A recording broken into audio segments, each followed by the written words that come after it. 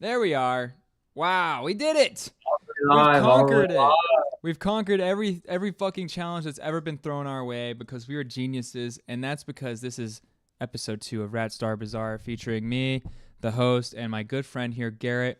Garrett, how have you been today? Dude, today's been a rough one. Work was stressful. Happy to be back home. Happy to be doing the show. It's been a week. Just ready to talk about our favorite foes of the week. Me too, man. I'm fucking excited to talk about our favorite foes. We're gonna start today off with a little bit of a taste test, palate cleanser to get us ready for this week. And what other is a better option than some spoken word poetry freestyled by a girl who got that zazz? I can't wait. What is Oh yeah, this? yeah. You've never seen this before, have you? It's Ah, fuzzy. The hugs still love me. I'm fuddy duddy, my booty like putty. So please call me daddy and pay me my money. My yeah. Snaps all the way Sorry. around the room, dude. She's so Sorry. baller. Should I have not joined in on that? I mean, do you have I a kind of couple of like lyrics to add on, maybe? is that daddy. That's good. It sounds like she's in the room with us. I don't have the nails to clip, but She's like making the most amount of ASMR esque extra noise in the background with those fucking nails, dude. this is the Guys, perfect place to clip it. To just look at that face. it's like her skeleton's trying to come out of her fucking face skin to be like, help, help, I'm trapped in this. Get out of there! Just fucking goes back in. Yeah. Guys, come one, come all, step right up, bless the righteous, curse the wicked. Welcome to episode 2 of Wratt Starr Bazaar, hosted by me and my good friend Garrett right there. Um, as always, if you have any suggestions, please leave them in the comments below.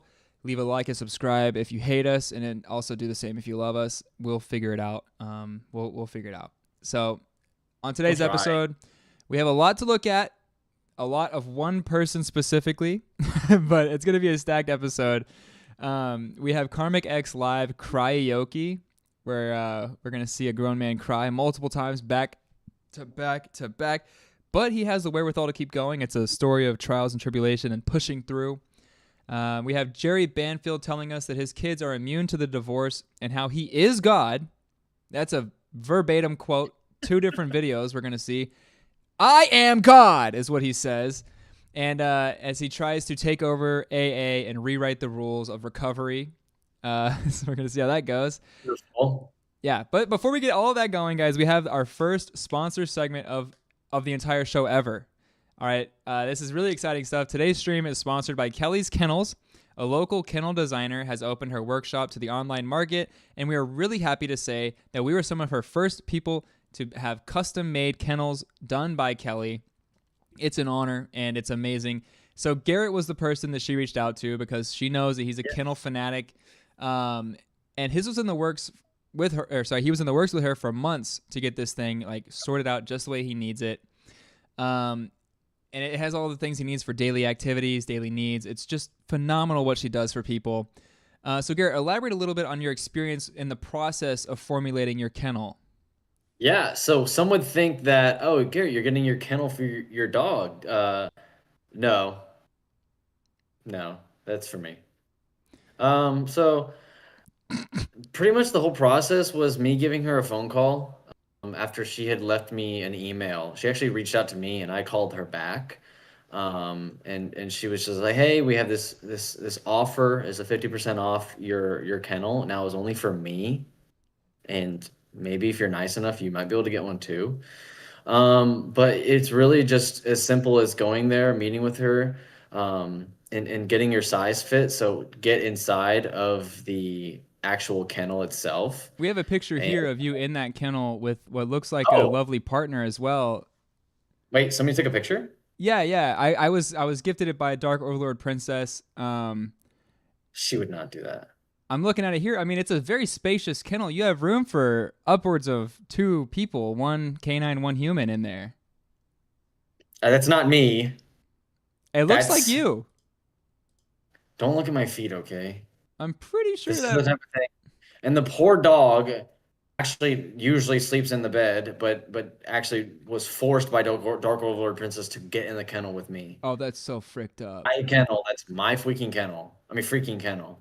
Well, you look cute as all get out in that bad boy. I wish I could leave it up a little bit longer, but I don't want our viewers to stop listening to what we're saying because this is a sponsored segment, all right, guys? This is just a happy man, a happy customer, and his quality product that he got from Kelly's Kennels, Custom Kennels. You can find them online if you try really hard. Listen, dude, I don't really appreciate you making fun of my happy place. As you can see, the smile on my face, it's pure joy. It is. You look That's my happy blissful, place. purely blissful. It was. I spent the $13,000 on that kennel specifically for myself. That's with the 50% off. So, yeah, I spent quite a bit of money on myself, and that was supposed to be my happy place, and now it feels like it's kind of ruined. Anyway, Not at dude, all. can we just continue? Yeah, sorry, I'll take that down. We have a lot to get to today, so there's no point in wasting any time. We have a quick Shovik update, I believe. Is that correct? Shovik! So, Garrett, do you have any sort of setup that you want to tell our friends about this? So Shovik has provided us with a little update on his person. Mm-hmm. As you can see, he has done a little bit of updating on just the way he looks. Please. Yeah, we got that somewhat of a furb head going on. Like a rectangular, but that's for a big brain. Go ahead and play the video. We can just see a little bit more of him.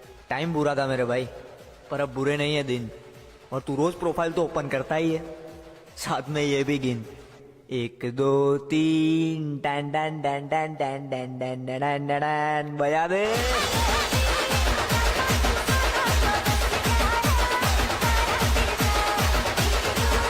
क्या बोला था बे? नहीं कर। So Fucking sick, dude. I'm excited it's for his also new a bad great boy little haircut. update. It is.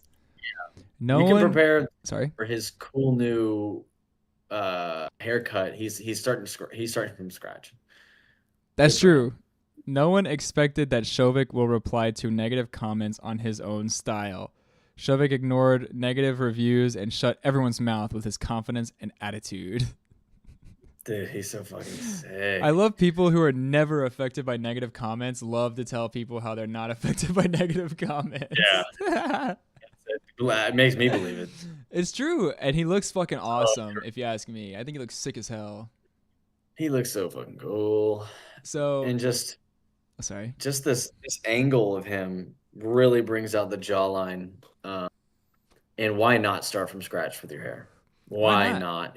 It was just not perfect enough before. That's arguable. Glad he was able to realize that and start from scratch. It was pretty perfect before, but it's almost impossible to imagine perfection perfected, and we might be looking at it here. Are we worried that the target audience may not recognize him?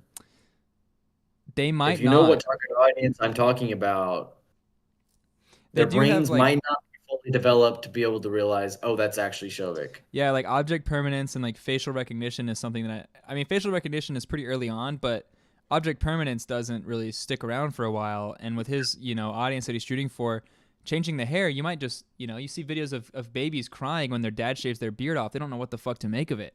Yeah. And I feel like that might be something that comes up in Shovik's life from here on out. But, only time will tell, and only time will grow that luscious lock back. And I'm excited to see, maybe with his amount of sheer willpower, he can grow it back straight instead of curly, or who knows what the fuck he'll do with it. Change his hair color. Who knows?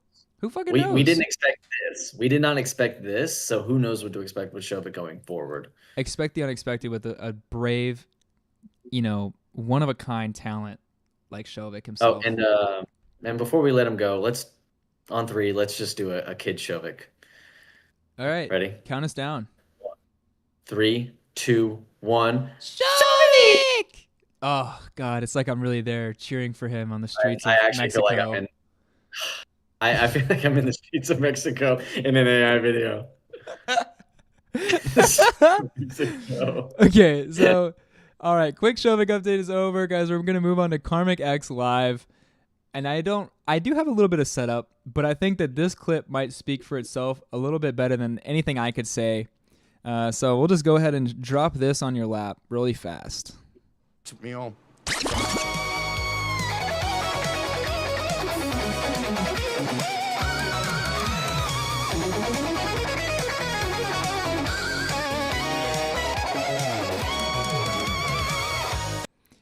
Thoughts? Wow. Did you That's like a level of flexibility that I didn't expect from someone like him. A couch potato, a air potato like him is able to get his leg up that high. It begs the question, what is he able to do in his free time? Oh man, what is he not able to Who is do? who is he able to service in his free time? Well, it's interesting you ask that. You know, so he has a lady off and on, but we'll get to that in a second. All right, this is Kyle. He is an AI musician. I think it's Carmichael the Third, actually, if you look at his Twitter handle. Carmichael is an AI musician who has started his career in the chat rooms of the mentally deranged and Alzheimer's riddled angry old man that is the failed comedian Kevin Brennan, as well as the always funny, incredibly witty Pat Dixon. He then made the switch to streaming himself when he realized working at the frozen turkey plant wasn't paying off. He cashed out his 401k and decided that being a live streamer was the way for him. And not only that, but an AI musician. This is something he started before live streaming. He was an AI musician, got really popular on his channel whenever that was first big, and he claims that these songs he wrote and recorded and then fed it into an AI program, and they like vamped it up and redid it. It's a little bit arguable, as we'll see in a moment, with his karaoke. You know, you might debate whether or not he can actually sing at all, but you know, nevertheless, he is relentlessly trolled by everyone in every way. And that just comes down to even the songs that they suggest he sings in his karaoke, as we'll begin to see. So you mentioned who is he able to pleasure? There's a lady named Gilly. I actually forget her full fucking name at the moment, but Gilly? Gilly. What is her name? Damn it! How am I so stupid, dude? Whatever. It's this lady. She is insane. She dated Pat Dixon. He started streaming, kind of swore off Pat Dixon, and then Gilly was attracted to him specifically because she is a genuinely insane person, like next level insane. And the only reason she wanted to get with this guy is to make Pat Dixon feel, you know, inadequate in some way or another. It's a whole long story. He was a virgin up until 2 years ago when they first started dating, and he is about 40 something. So he's quite the character in life. So recently he's thrown away the idea of having a show and just does karaoke streams where he struggles to hit even one note, if not hit himself with a little something something fired out of a cold metal tip from a GU know what, you know what I'm saying? And here is his rendition of Mad World. I think it's the perfect way to get into it.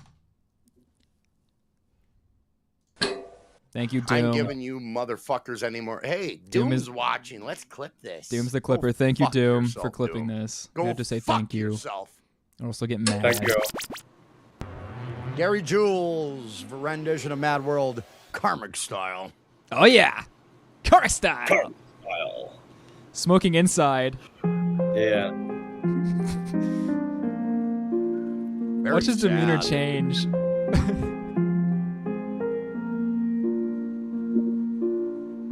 All around me. Okay, before he starts singing, do you want to guess how many seconds it takes before he starts crying?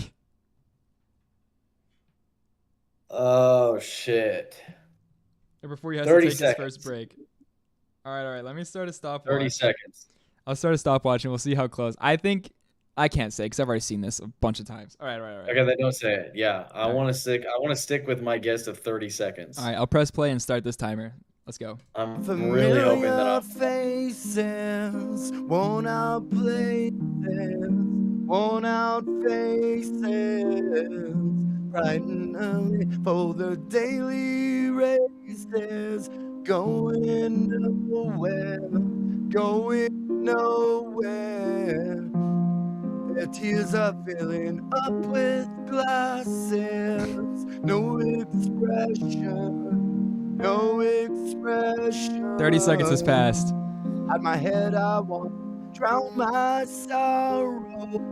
No tomorrow, no tomorrow.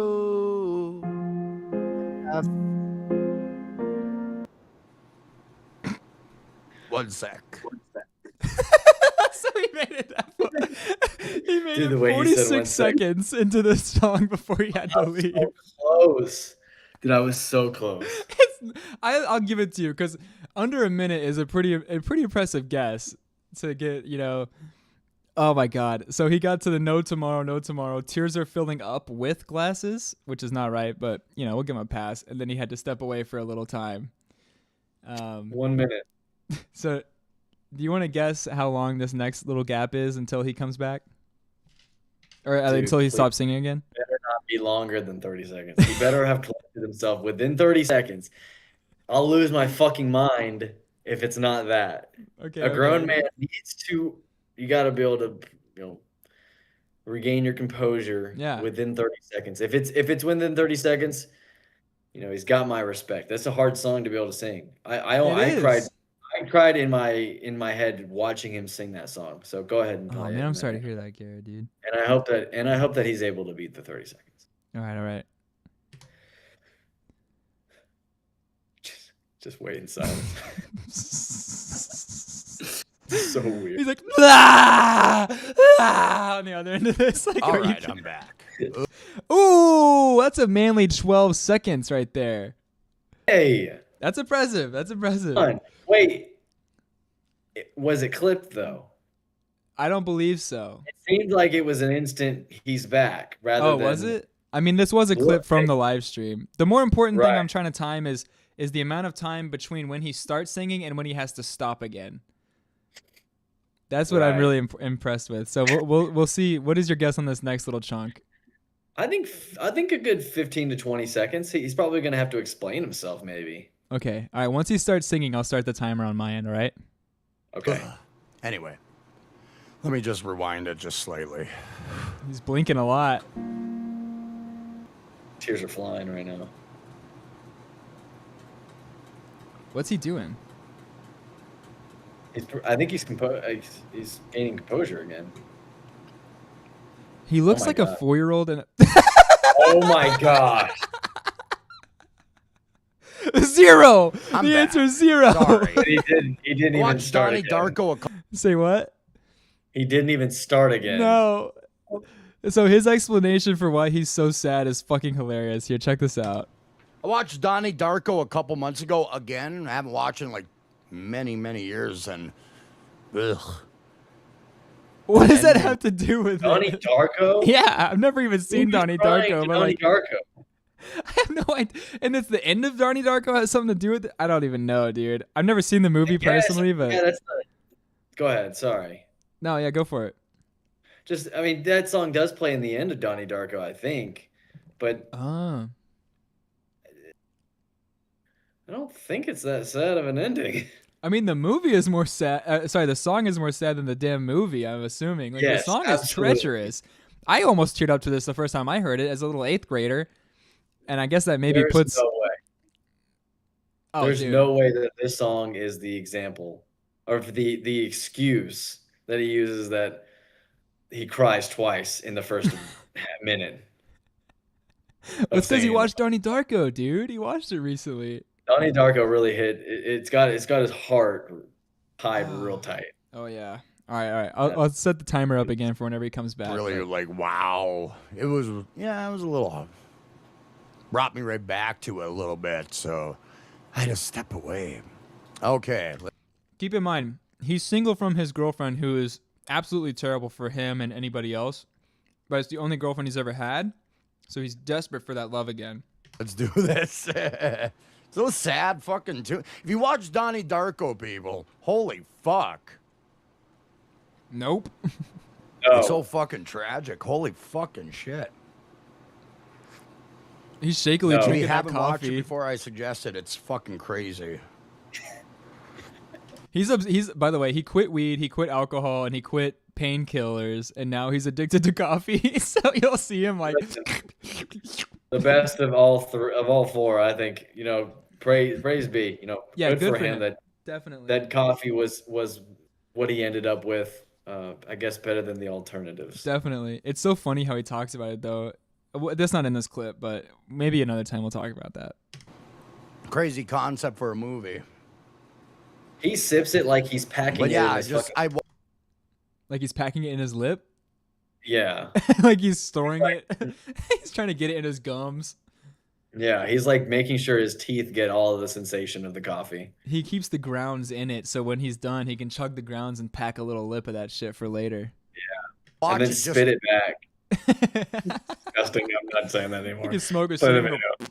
recently, just a few months ago, and it's like, whoa. It's like Whoa. really dark, cold, hence the name, you know. Anyway, let's What the get fuck ready. was I'm that? sorry for What? What the fuck was that? I don't know. I don't know what that was. months ago, and it's like, whoa. It's like really dark, cold, hence the name, you know. And Dude. I've seen so much of Holy this guy shit. that doesn't even faze me anymore, but that's insane. Holy shit. That's crazy behavior. What was that?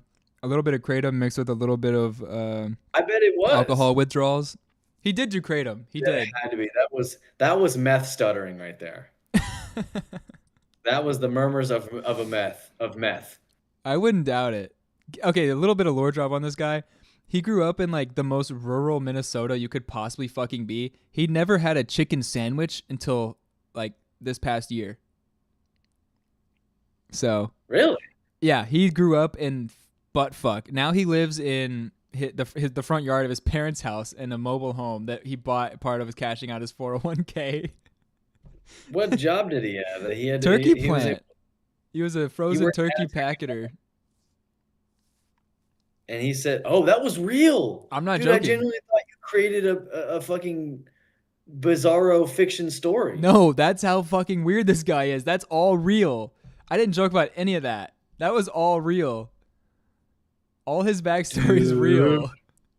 Dude. I fucking love Karmic So X, bro. bizarre. Yeah, I love him so much. anyway, Play on words. let's get for ready. our title. Huh? As a play on words there for the title of our stream. Wratt Starr Whoa, Bizarre. shit. Oh my He is- god. He is so Wratt Starr Bizarre. He is Wratt Starr Bizarre as fuck. Ready. I'm sorry for cutting the song, but it's just the way it is. And I find it kind of funny. I find it kind of sad. Dreams in which I'm.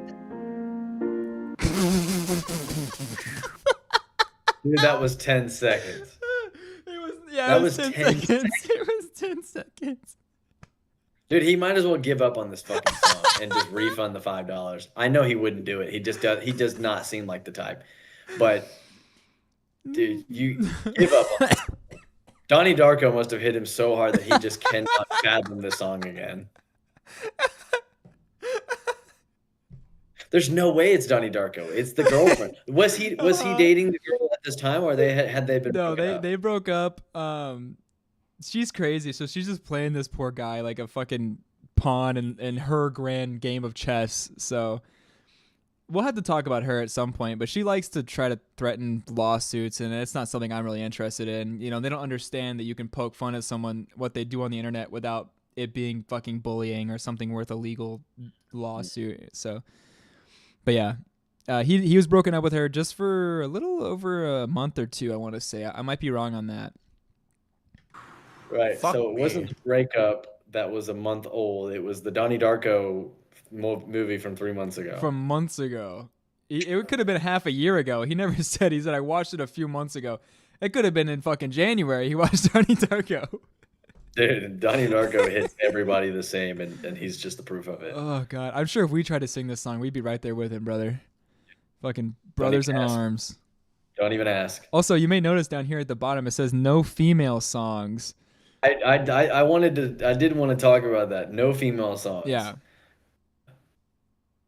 Why? Because he doesn't want to have to sing in a female voice? So I could show you a little bit of his AI music videos and stuff. Maybe next week we'll get to that because it's very fucking interesting into the psychology of this guy. But I think that Karmic X is trans and in the closet about it because he is obsessed with femininity. He's got this thing where you're obsessed with like giant boobs and like bimbos and stuff. Like he is like, and the way he dances is like very feminine, and it's fine to be that way. Trust me, being a feminine guy is fucking dope. Do what the fuck makes you happy. But when you're denying it so like consistently, it makes us all question it. And I am 1,000% certain Karmic would have been a transgender woman if he grew up in a place that accepted it. Because we've heard him cry multiple times about how the town he lives in is so small-minded and all this stuff. And it's like just a peek into the veil of this guy's struggle with sexuality. And him and his girlfriend never even really did anything. You know, it was like, it's a whole other story. We'll have to get in that another time. But we got to get to Jerry Banfield. This is just the taste tester for what's to come. And this, I couldn't skip on this clip from last week. It's too good. Look at his eyes, dude. Oh my gosh. Those were puppy eyes. Oh, poor Weird. guy. Holy shit. Weird. That was weird. Wow. Out of the ordinary. Weird.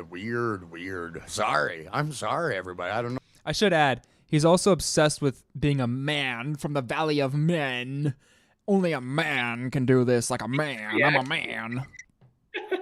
He's Serious. reacting to it like he watched himself do it and he played no part in it. Like he watched. He's like, oh, that was weird. Did you see that guy? That was weird. That guy that was on screen a few minutes ago was weird, but I'm Karmic X 3.0. That was not so weird. I'm the not so weird version. That's a good point. That's a really good point, dude. What the fuck's going on? Like it wasn't him that did it. Yeah, he's just disconnected. Trying to separate himself from it. Little does he know what the fuck is gonna come his way in a moment again. It's strange. Karmic 4.0 is gonna Very be so strange. good. Was he rubbing his dick down there? What's he doing? He's playing with his balls. He's playing with his dick? He's playing with his balls. Yeah. Oh, okay. As we're all doing. Very strange. Oh, he pulled a cigarette out of his balls. Holy Whoa. shit, that's impressive. He needed the sunglasses though. Yeah, he knows people can see him tearing up.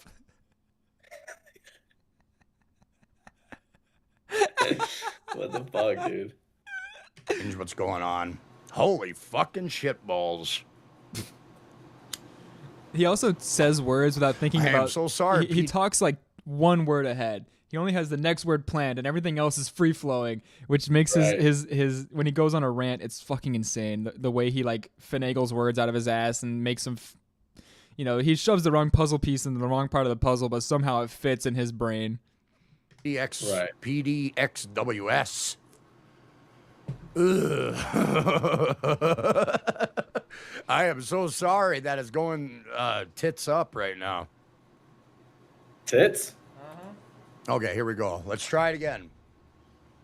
I find it kind of sad. The dreams in which I'm dying are the best I ever had.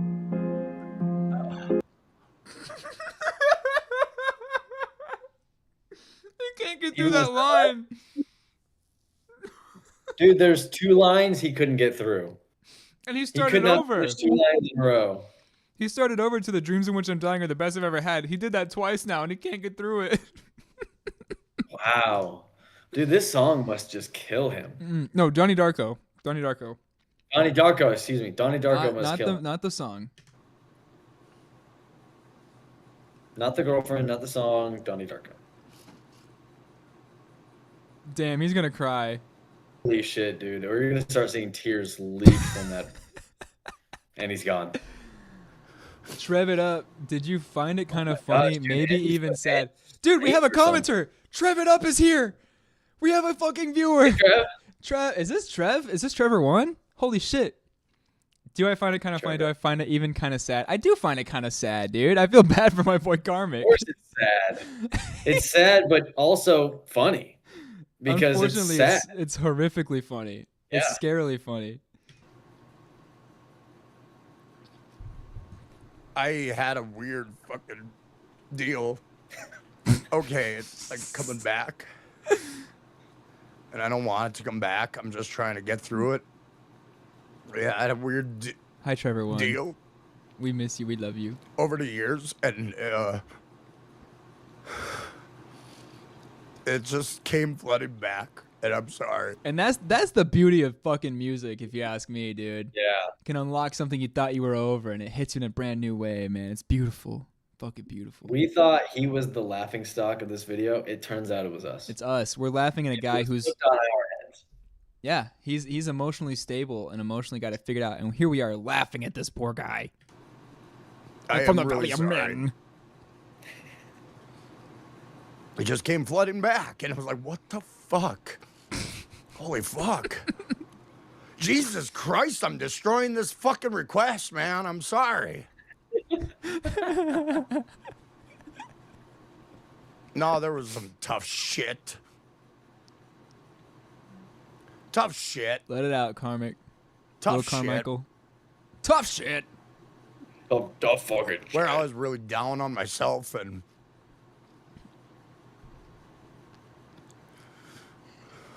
Let it out, bro. this We're was here in the for past, people. It's not now, but it was in the past, and it brought me right back to it. you. I love that his like thing back here looks like he's letting out some nauseous green stink lines the entire time. He's farting. It looks like he just stinks like shit. Sonny's Dude. inside is tough though. Oh, dude, it's fucking awesome. He's so bad. He's smoking inside. He's got the sunglasses on inside. He's inside Oh. stuff. And tough shit in my life. The where- Aurora Borealis is so damn bright. Trev it up. He has to know. wear the glasses. Really tough shit. I miss What is Trevor. I was tough? When I hear dreams Are we still talking about Donnie Darko? No, you'll hear. He'll explain. He'll explain. Okay. where I'm I feel like the dying, real story is coming to light now. Yeah, right. He's slowly letting it out. Donnie Darko is just his beard, similar to how Gilly was his beard. Donnie Darko is the beard. Yeah, that's. I guess that's a perfect analogy.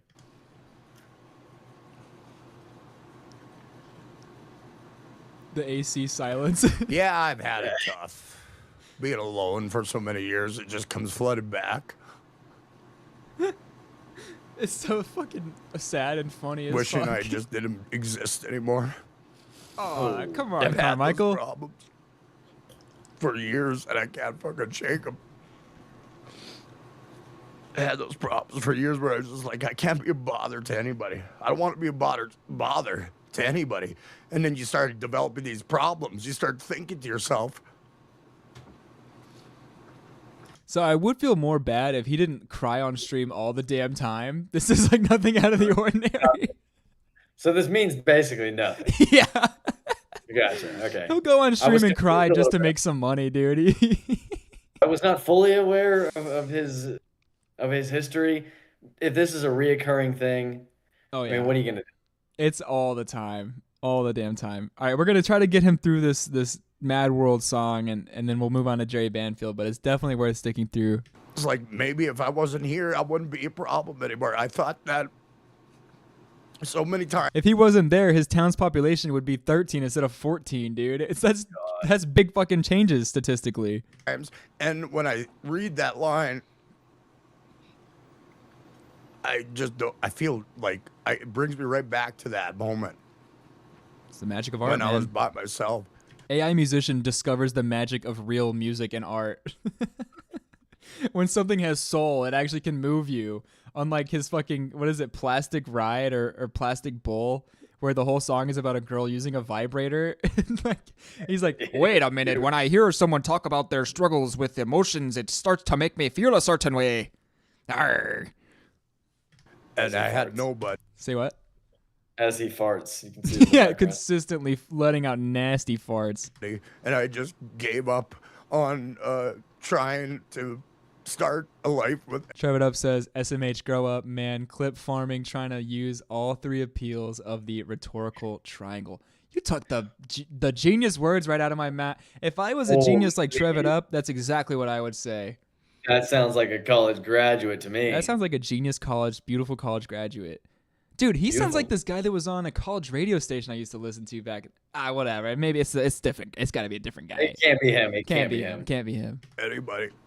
And I gave up on that, and I don't want that life ever again. I don't want it ever again. To be alone ever again. I can't do it. I'm alone right now, and it's been fucking tough. It's been tough. And, I just gotta get through it, people. I'm so sorry. This is horseshit. I didn't mean this for it to happen. It just hit me like a fucking brick. This is for $5, by the way. All of this is for $5. You would think that he's able to finish one song and be like, okay, the next song I'll be able to make another $5. But this $5 is lasting him. I mean, how long? Probably half an hour. I mean, for us, it's been about 30 minutes, but fucking, it's been 8 minutes, maybe more, depending on how long they cut out for him to go like recollect himself. You know. Hey, by the way, there's another song in this clip that he can't make it through. It's "I Miss You" by Blink-182. He can't fucking get it through it. Well, we're not gonna watch that one, but the Mad World is too good.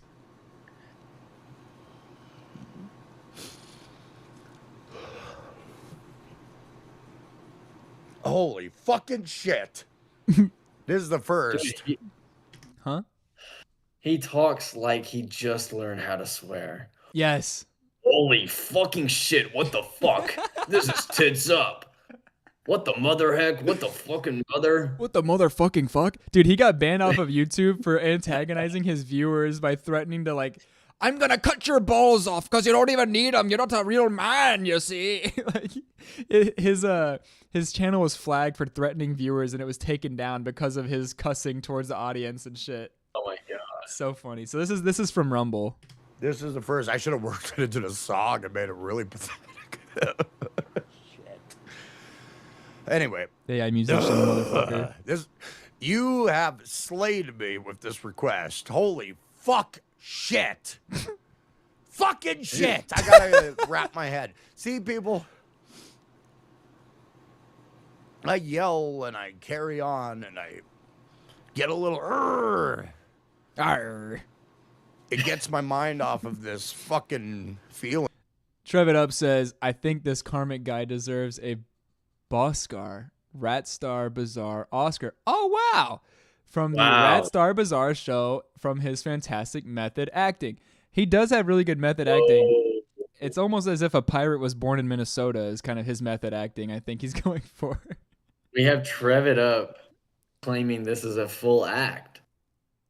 You really? I think it's real. I know. I watched a lot of him. I do think it's real. It's pretty real. I mean, it seems real enough that he is. I mean, there's got to be genuine. You saw the tears brimming in one of the last clips. I mean, those puppy dog eyes are undeniable. That was real. Him like realizing in the moment, like, keep it together. I would love to give someone some Boskers though towards the end of the year. That'd be fun. Let's do some Boskers. I would actually kind of like that, actually. Yeah, I think that's a good idea, Trev It Up. Maybe we'll have Trev It Up on for the Boskers. What do you think about that, Trevi? Trev on the Boskers?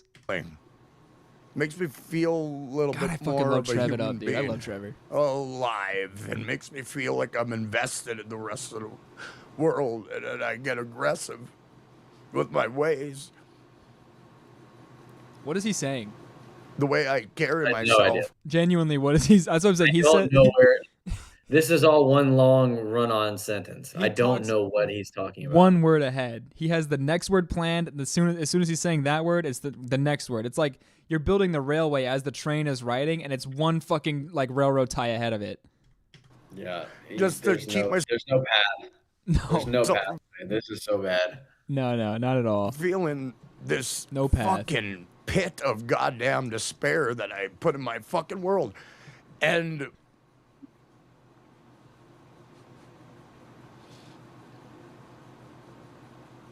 Get there. it's not worth it. It's not worth it to go this long. It's not worth it to be alone this long. Dude, he's been single for a fucking month or something. Yeah. How long has it been? He just got broken up with over the summer because she found, to be fair, she dug through his pockets while he was wearing his pants and found a fucking pain pill. So it's a little bit weird on both ends, but like, come on, dude. It isn't. It isn't. Nobody. You should never experience what I experienced. You don't want to do that to yourself. Don't ever do that to yourself. There's people out there that fucking care about you. Don't ever turn your back on people who give a shit about you. I did. That's what's up, Karmic. Truth to power. Self-realization. Uh-huh. Self-realization maxing. Now I'm paying the price. for my fucking ways of life. No, I'm you didn't. paying No, you're not paying the price. You got paid $5, Karmic. Get it straight. Get it through your head. Not many Finish people. the song. Not many people get paid to fucking go to therapy. for it every fucking day. Light that bitch, dude. Light that I shit. am just clawing my way out of this fucking world. I'm clawing my way out. I am. I'm gonna get my way out of this fucking shit. Yes. Dude, I bet his fucking setup stinks so bad. Oh, dude. His those fucking cigarettes, walls he are just more smokes orange than he looks. He's so orange and yellow. His background looks awesome, and his webcam is so shit. He's like just pure orange. We know who he voted for. Mm-hmm. Oh, fuck. You can't read the chat with the Okay, glasses let's on. keep going. No, There's thank you, too much steam going on inside those glasses. PDX, for Too much another request, too but much yeah, I'm gonna humidity. Oh yeah, dude. There's a fucking river flowing between them fucking frames. finish this fucker. It's the shit in me. Gas station I have goggles. to clear the cobwebs Yeah. out of my head. Go. It just struck me Get weird, to it, man. Garmin. I am so sorry. Let's start it from the top so we can. The top. Harder. There we go. That'll do it. Fucking get your shit together. The most limp Karmic. wristed slap I've ever Get it seen. together. And I find it kind of funny, and I find it kind of Come on, you can do it. You can do it. In the dreams in which I'm dying are the best I ever. Fuck!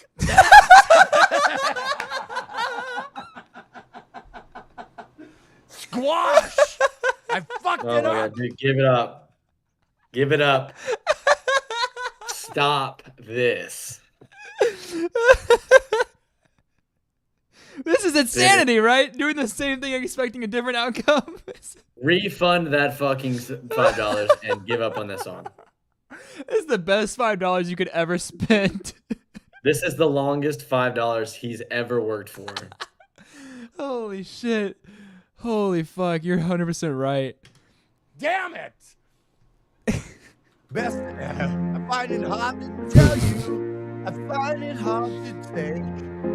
When people run in circles, it's a very, very mad world. All right, he got through it. He got through it.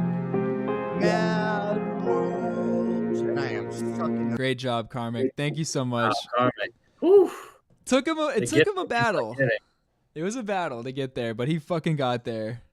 But he won that battle. You saw he won that battle. He fucking did. And he did it in style. That's true as shit. He did it with fucking sick gas station goggles.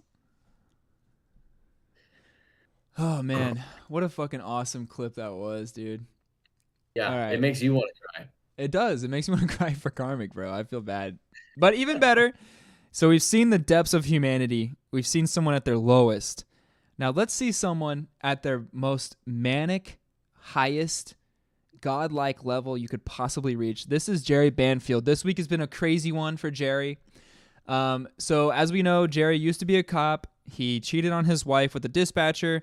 Somehow they stayed together for a little bit longer. He started posting videos about how he was lusting for a woman at yoga. A year later, the divorce happens. And now we're here where Jerry's been single. He hasn't been laid since last November. And it's getting to him. All right. Trevor Up says, I'm crying right now because Garrett Bear mogging me with his jawline. Oh my God, it's so true. Ah! Give us a check, bro. Give us a jawline check. Drop the mewing routine, bro. Oh my God. Damn. Crap. You're like a statue, Garrett. It's unreal. Move on. All right, so Let's move on from this. and Jerry might sell the video he made for the Queen. As you remember last week, he was talking about the Queen quite a bit. The Queen is this woman he went on he was dating for about 2 or 3 weeks, went on a few dates with, became obsessed with her, changed his religion for her, started going by Christian, and he made a private video for her that he put unlisted, sent to her, and now WATP, a big show I'm a fan of, is offering $500 for the video, and he's considering it heavily, and I cannot wait. I really hope that it sells. Hey, dude, focus up, Garrett.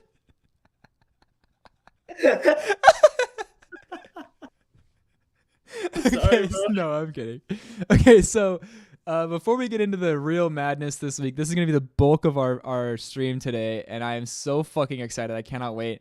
We have Jerry has been pumping out quite a few YouTube shorts recently, in his never-ending quest to master quantity over quality.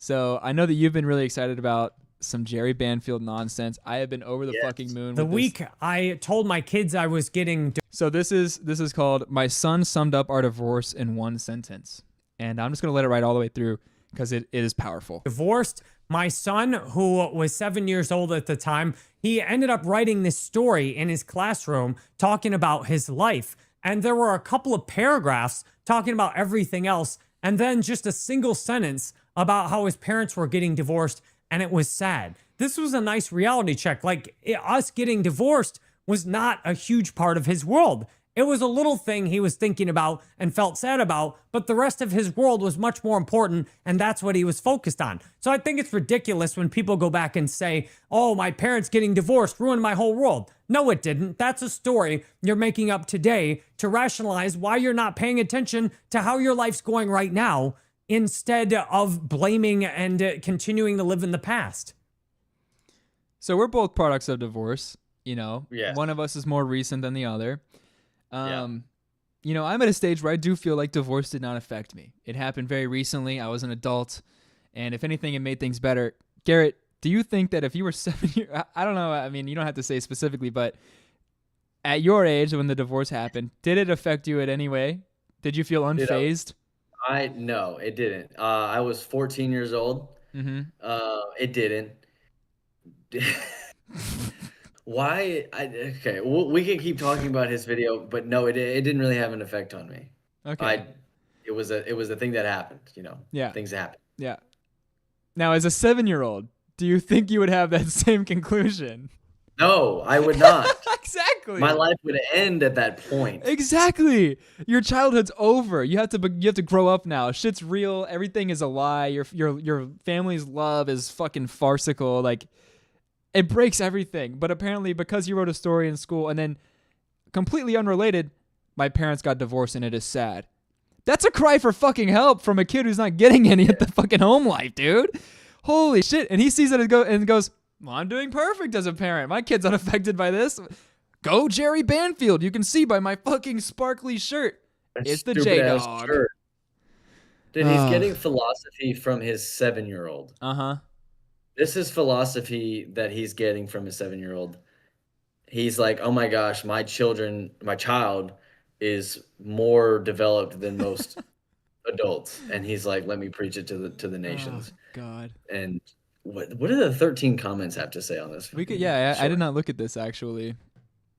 We have, do you honestly think a 7-year-old comprehends divorce at first and then has the ability to write about it? Or would you want to write about it to his class? Yeah, right. Why would he want to mention that to his classmates? You know, you're gonna get bullied or something. Divorce is inherently incredibly sad. Yeah, some kids are dumb / unaware. But the effects of divorce, 2 homes, 2 Christmases, 2 new parents can't be hidden. I got divorced to follow in your footsteps, Jerry. So the comments are on his side. They're on his side. It was safe to say they're on his side. All right. So this next one here, I have. This is a level of intelligence that our boys in blue all express. Former cop. When I was a police officer, I once responded to a traffic accident where 2 witnesses saw almost completely different things. One saw a car that was a different color. Another saw that the person... Oh, I'm getting a little bit of feedback on your end, Garrett. Sorry. I thought you were saying something. Feedback of From the video. What? We'll try it again and see if we can... Yeah, go ahead and try it again. Completely different. And I wondered, was one of them right and one of them wrong? Or did they literally have 2 different experiences? Were their brains filtering for different information? Or was one of them just not present? And it leaves me to see that our realities are so subjective. I think the idea that there's some objective reality is actually delusional, that everything is subjective. Wow. No. Everything's subjective, dude. Not everything is subjective. You're talking to a guy who chose his parents and also has lived on other galaxies and other planets before and had multiple lives previous to this one, dude. That's what he's Dude, I can punch you in the claimed. face and somebody can see it and say, no, actually, Spencer hit Garrett with his head on his fist. Exactly. Well, And the it world fucking is hurt. It subjective. hurt my damn hand. Why'd you do that? Asshole. That fucking hurt my hand. Really Hard bad. noggin. Hard noggin. That's fucking ridiculous. I love that this he's is all like- ridiculous nonsense He to try and sound philosophical. I think it's more he's just so dumb. He's been like, wait a minute, people have different perspectives on situations, and maybe the human brain isn't fucking 1,000,000% accurate at recording data in a split moment of like high adrenaline. Whoa. It's so worrisome that this guy was a fucking cop with that mentality. All right, this one right here is this is the backstory for Jerry, and his love affair is all a ploy to get is this whole video a ploy to get this shitty joke out? Oh, real quick, Trev It Up says, everything is subjective when the police officer is around, if you can catch my drift. Yes. Fuck cops. That's what we say here. We hate police officers. If you are one, I hope that Garrett is a cop, so he's a little bit worried about me saying this, but we here on this YouTube channel, we hope that all cops die in a fiery automobile accident. He's only saying that because he is a cop. But he agrees he's a self-hating cop, just like a lot of self-hating people out there. No. Say it. You love 12. You love 21, dude. I love 21. I love 9 plus 10. All right, sorry. Okay. April 2009, I was a police officer at my dream job doing a boring burglary report while I sat there and saw 2 timelines appear before my little third eye. The timeline I was on is that I would advance and be a corporal. I was a rising star at the department. Everything was going great. Timeline number 2, I could get with the dispatcher, but that would eliminate timeline number 1. I thought about it for a minute and I thought, screw this job. I want to get with the dispatcher, even though I knew that it already cost somebody else their job and that more than likely choosing to be with her would end up ending my career in law enforcement. I decided, let's have some fun. This beat is sick. I want to take a ride on the disco stick. The next month, I ended up getting with her, Police and Officer a Jerry. few months later, I ended up quitting my job. Okay, so all of that What was the to get the fuck was joke. that video? That's Police Officer Jerry, by the way. Ah, fuck, I leaked my damn emails. All right, email me all you want, whatever. So that whole video, I think, was to get out this beat is sick, I want to take a ride on your disco stick, or whatever the fuck. And Yeah, also, why did he say that? what I find really interesting, I think it's right about here. Hold on. Star at the department, everything was going great. Timeline number 2, I could get with the dispatcher, but that would eliminate timeline number 1. I thought about it for a minute and I thought, screw this job. I want to get with the dispatcher, even though I knew that it already cost somebody else. Somebody else. He's referring to the other timeline version of himself as somebody else. No way. So he's not even claiming all of the repercussions for what he chose. He thinks that that's somebody else's problem. That Jerry in timeline 1 or 2, whatever the fuck he's talking about, is somebody else. It's the moment he made that decision to sleep with the dispatcher, that's somebody else's problem, not Jerry 1 in the current timeline. Did Jerry get fired or quit his job? I really don't know that one. I think he got said fired, quit, but if he said he quit, but if it sounds like what you're saying is true, then he's living in an alternate reality where he recognized that somebody else on the force got fired for their actions, so he ended up just quitting his job when he did. Oh, wow. So you think he's just like blatantly passing off that dispatcher losing their job as somebody else? Fuck him. When it was just him, and he got fired. Okay, I see. He quit his job. I not feel very like funny, it's really I'm pretty sure he got fired. Or I don't think he quit. I'm pretty sure he got fired, but I don't know exactly for certain. I can't say full positivity. What I can say for sure is that these little good and evil horns he has are really making me interested in this video. like the background he chose makes it look like he has like a good horn and an evil horn. You know what I mean? This AI fucking background. So this is Jerry as a cop. Pretty fucking awesome shit, if you ask me. That's really sick. Yeah, clearly at that point This beat is sick. Huh? Oh yeah, the beat is This sick. beat is sick. I want to take a ride on that disco stick. Yep. So this one right here is the last of these YouTube shorts that I was, interested in. I pose a question to you. Is Jerry too lobotomized to be an alcoholic? Now, it may not sound like a very good question. It may sound kind of convoluted, but check it out. My first 90 days sober were pretty rough. I wanted to drink really bad. Cheers, the obsession to Jerry, drink cheers. seemed like it was going away for a few days. And then all of a sudden, I got upset with my wife. I got really thirsty. And then I'm like, man, you mean I can't just go to AA meetings and suddenly not want to drink anymore? And I felt really hopeless. But that got me to start praying, to set an intention that I would do anything to stay sober. And that got me to take action. That got me to start reading the big book Alcoholics Anonymous, going to more meetings, and trying new things to relax. One woman who had 20 years sober suggested that I get a massage to relax, because clearly I was a little on edge in early sobriety at 30 years old. I went and got a professional massage at Massage Envy, and I felt so relaxed afterwards. I'm like, wow, that's what I was trying to get out of a drink, except this was so good for me and no negative consequences. Okay.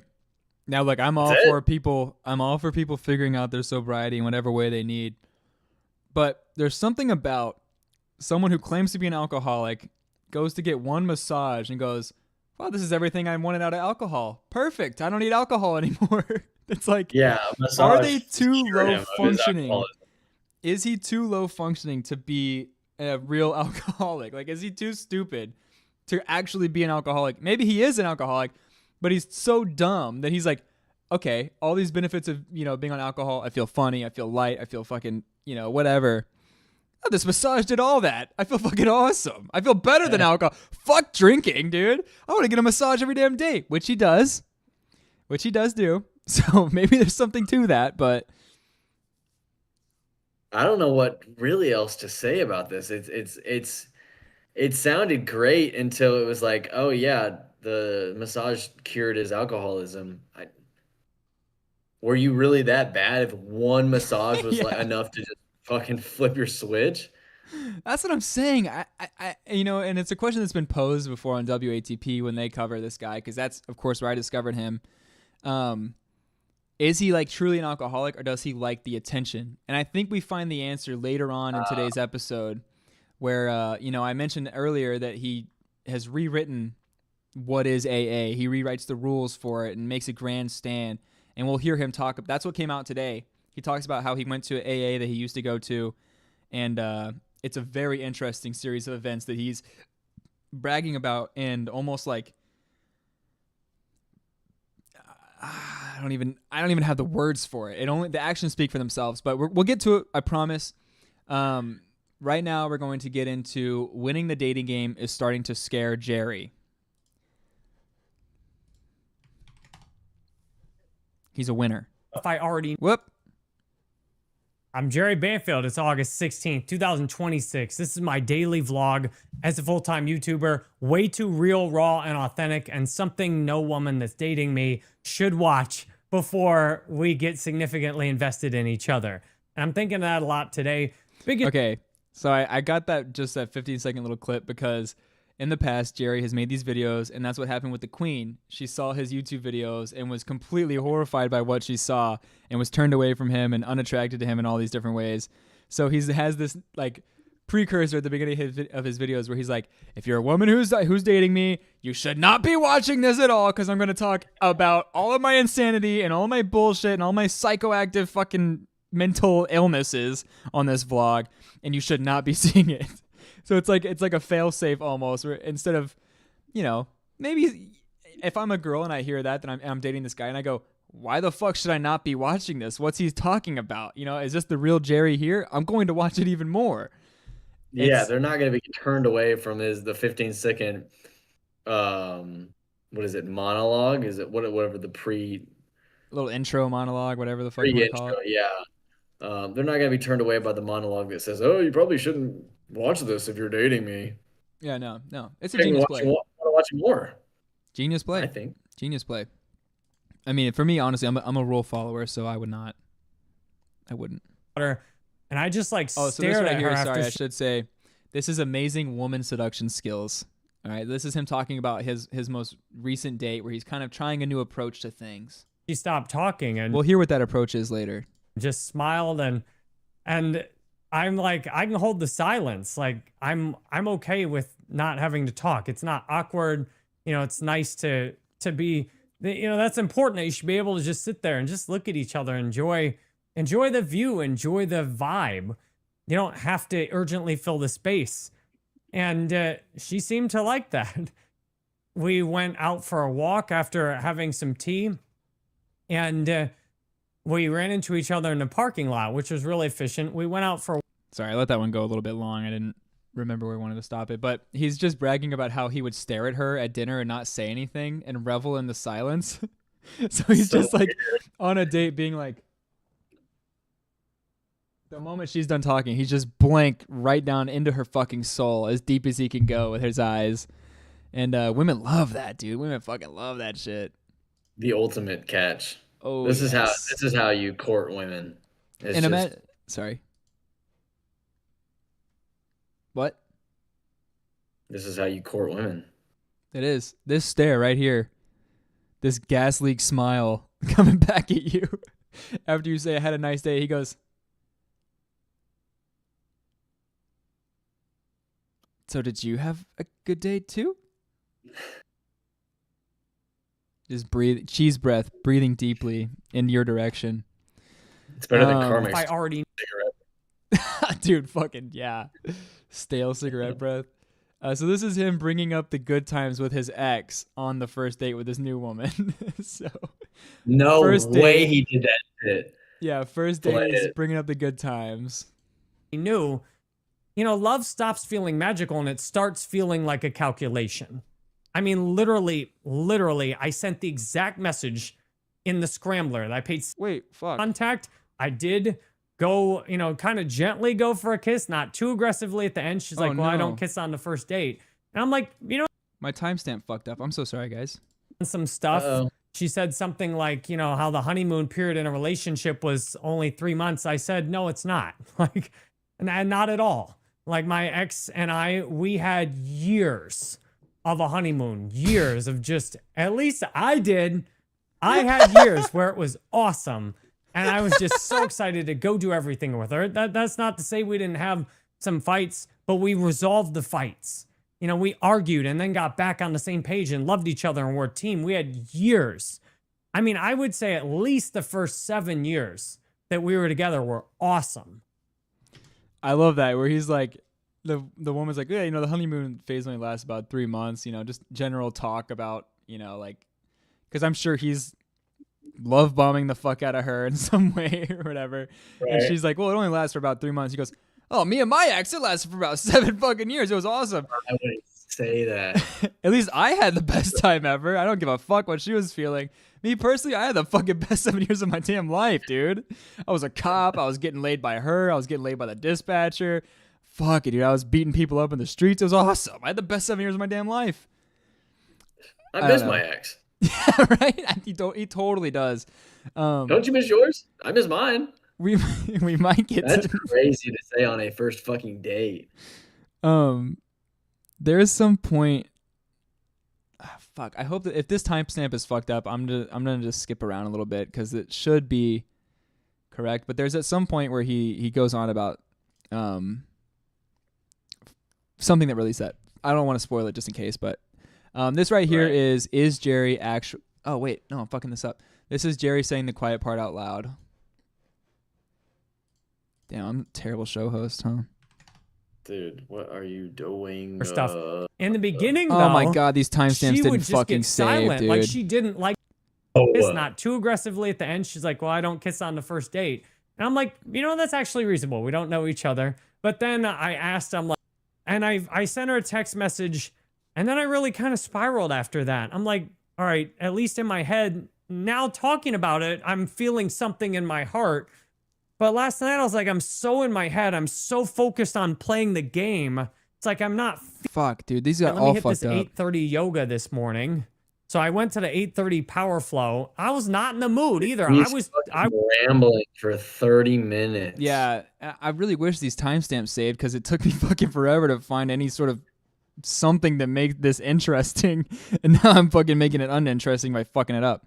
I believe it's this part of the video. I should just fucking write these timestamps down, I guess, going forward. But that's show notes for me.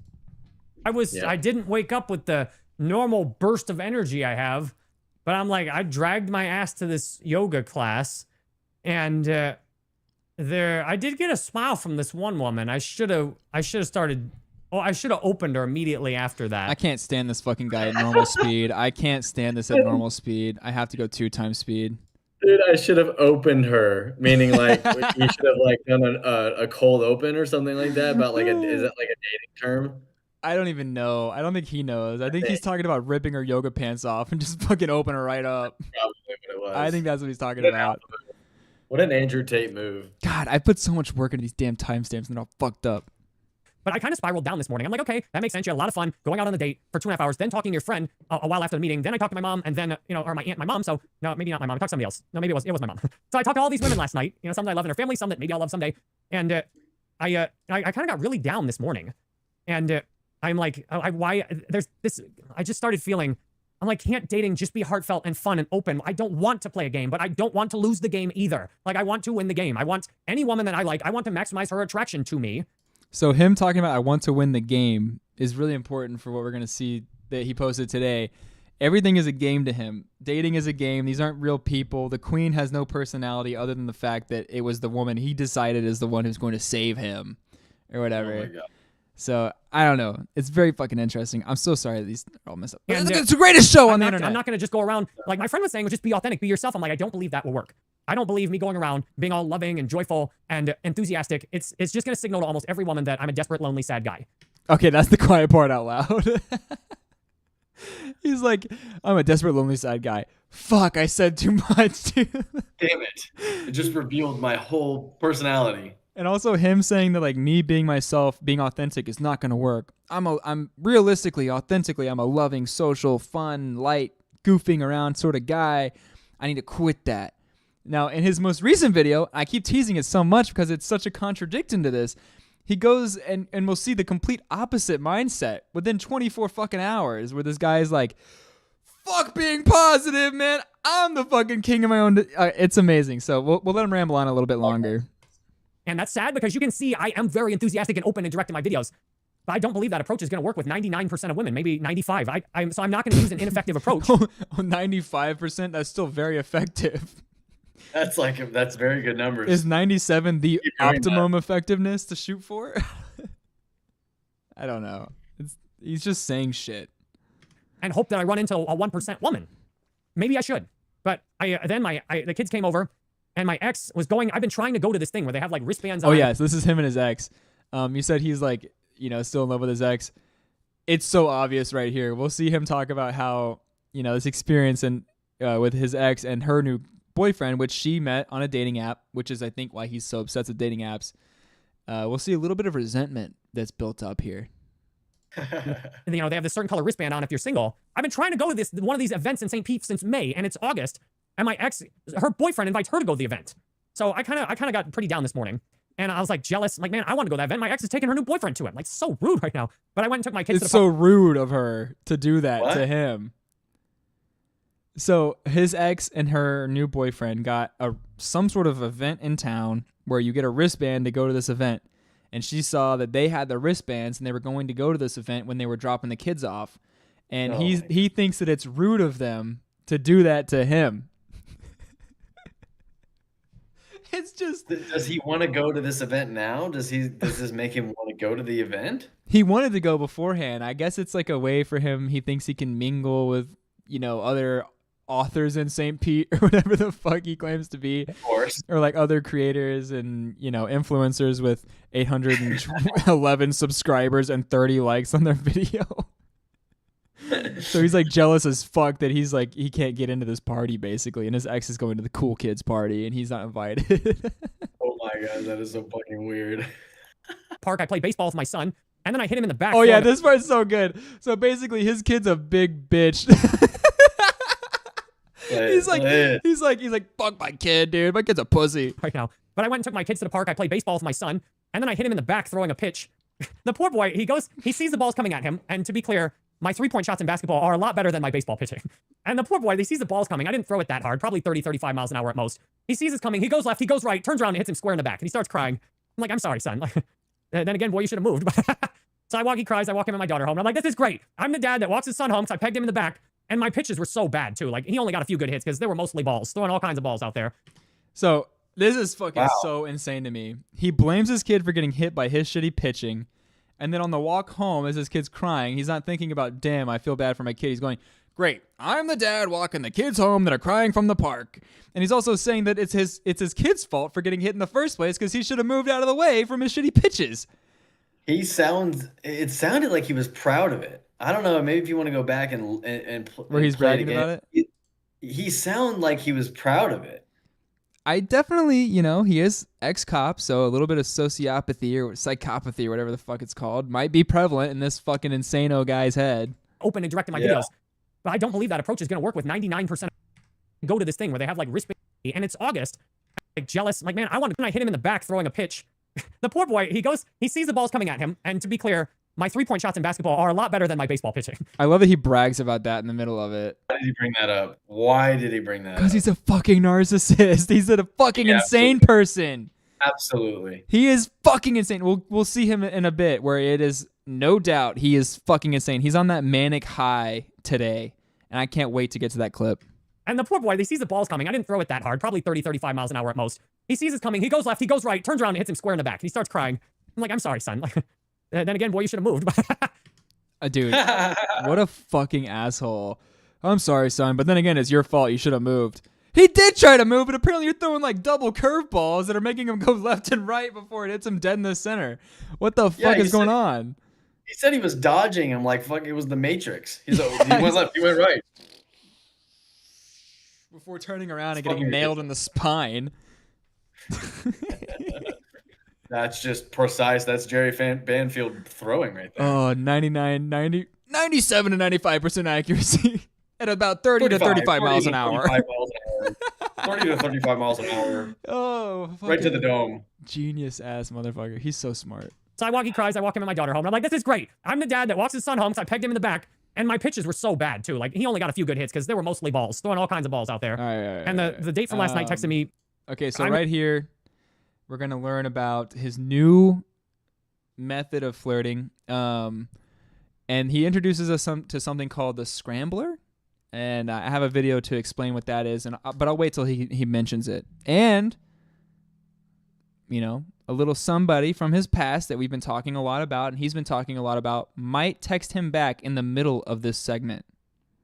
No way. Yeah. Is it real? I don't think so.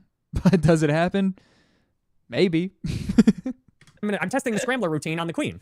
And if she watches this, she'll know what it is. But, dude, she just responded right now. No way. Dude, she said exactly what they said she'd say. All right, I'm blushing. Dude, all right, now. See, it's good these videos come out a few days behind. So he mentions the scrambler instantly. Oh, she texted me back right now. Is this a live stream? No, that's the craziest thing about this. He could edit these. He posts them days behind and they're videos. But he doesn't edit them. He leaves all the insanity in. Yeah. He could have edited all this bullshit out. Exactly. Without him, he could have edited all the times he looks like a fucking dumbass geek. Uh-huh. And not an alpha Andrew Tate. This guy is so weird. So he did used to be an Andrew Tater tot. He's moved on from that. He is now I don't have the name of this guy up, but this is his new scrambler method to get women. Now, I don't ask much of you, Garrett, but I ask that you take in everything on the screen here, okay? And you live your life by it. Trevor Up says, this guy is so weird. Yeah, he's beyond weird. He's like mentally deranged as fuck. He is a lost cause. But this is his new method of getting women. This is how he's going to do it. This is the video he saw and was like, all right, that's my new way of getting women in my area. This is the way. This is the truth. This is the life. Hi, this is Bobby Rio, creator of Make Her Beg You to Bang Her, and today I want to talk about something that I think is really important, and that's how to raise your status around girls. So what I want to ask you first is, what do you think of when you hear that word, status? Also, notice the fucking website down here. Can you see that? Oh, you can't see that on the screen. It says, yeah, www.unlockherlegs.co. So this is by Bobby Rio. This is the Scrambler, as you can see here, by Bobby Rio, how to instantly raise your status around women. So this is the video that he's basing all of his new dating methods on. Now, that word used to intimidate me. And I used to picture the guys at the club with the bottle service who seemed to know everyone, who were surrounded by hot chicks, dressed in trendy clothes. And then I'd hear things like, you have to have status. And it would just frustrate me because it would bring me back to memories of that high school hierarchy and how some girls just seemed so damn out of reach, like they only wanted the popular, high-status guys. But then a few years ago, I had a huge revelation. A few years ago. And that revelation is that status is a state of mind. And there's only one thing holding you back. And the one thing that holds most guys from going after that one girl they really want is the little voice in their head that says, why would she choose me? And that voice usually stems from feeling like you have inadequate status, that you're not popular enough for her, you're not high enough on her social hierarchy. We've all been there. Your social resume isn't strong enough, or you're just not high enough on the social totem pole. But I want to let you in on a big secret. There's only one way a girl can judge your status level. And this is the only way that she can accurately judge it. And here it is. Drum roll. It's the way you talk. That's it. The fancy watch, the bottle service, the gaggle of girls around you means nada. None of that means a thing if you start talking and come across as a boring, needy, try-hard, socially clueless guy. Because even if none of the things that Jerry Banfield is, by the way. Not even self-admittedly is he a nerdy, try-hard, socially clueless fuck. Not at all. Not at all. Attracted to your physical appearance, poof, Excuse me? gone.